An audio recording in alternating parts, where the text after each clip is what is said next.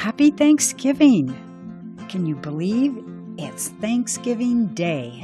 And this is Joy Olson from Blockbuster Fundraising with a tip, my daily tip for your fundraising success, and you're going to love this one. 5 tips for telling a better story in email, and you'll be able to use these 5 tips between now and year end. Yay! One thing that we know for sure now, email is one of the most effective online fundraising channels that you've got available to you. But you can't just write any old email and send it out. You have to present an email that has an urgent call to action and tells a compelling story. A story that lets the reader, your donor, see a change possible if they react and help you out. So over the coming weeks, your donors are going to be receiving dozens of these fundraising emails. So you want to shine. You want to get the donation. So how do you write a great fundraising email? Once again, we're touching base with the Storytelling Nonprofit and Vanessa, and she has 5 great tips for us to use right now. Vanessa's first tip is keep them shorter. Emails are generally much shorter than your direct mail, and so you're going to have less words to get your point across and tell your story, and this will be perhaps a bit of a challenge, but you can do it. She says that most of her emails that she writes for her clients are approximately 500 to 750 words. So that gives you something to go on. So practice telling your story, your compelling story, in 700 words. Tip number 1. Tip number 2, your first sentence is crucial. You must make a strong first impression and get your point across. Your first sentence has got to do a couple of things. It wants to tell people your main point, and it should give them at least one reason to keep reading.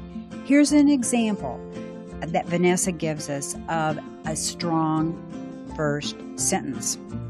Quote, "When women gather in circles to join forces, the world shifts. Today, you have an opportunity to join a circle of people fighting to end violence against women, period." Quote. Okay, you get it. Strong statement in your first sentence. Get them interested. Okay, tip number 3. Don't interject a call to action right after your strong first sentence.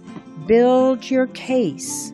Take your time. Take a couple of sentences to talk about a specific person, a place, or a thing. You're creating a narrative that leads your audience toward the logical conclusion of answering your call to action.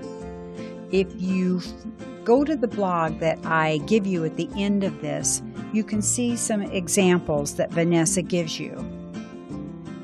4th tip, you want to make sure that you get your call to action before the fold. In other words, on your email, you don't want to have your donors have to scroll down to get to your first call to action.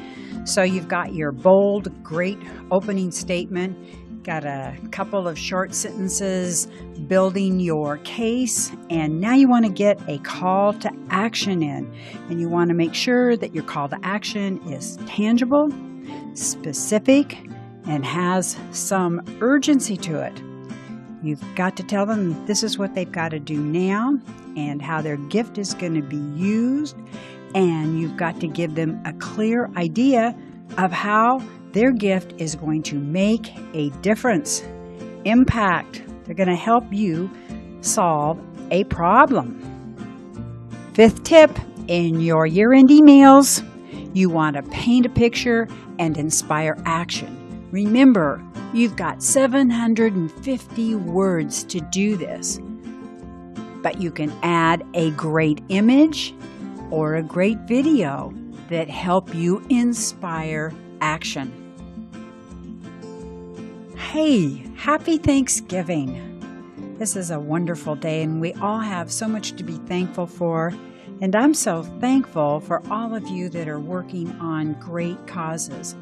When you get up in the mornings or go to bed at night and you've taken in the news of the day, you realize that there are so many wonderful nonprofits out there doing so many good things and helping solve a lot of problems.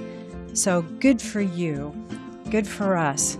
That's why our fundraising efforts need to be super successful to help all the people and causes, pets, the wonderful things and work we're doing. See you tomorrow on Black Friday. Counting down to 2016, fundraising success, your fundraising success.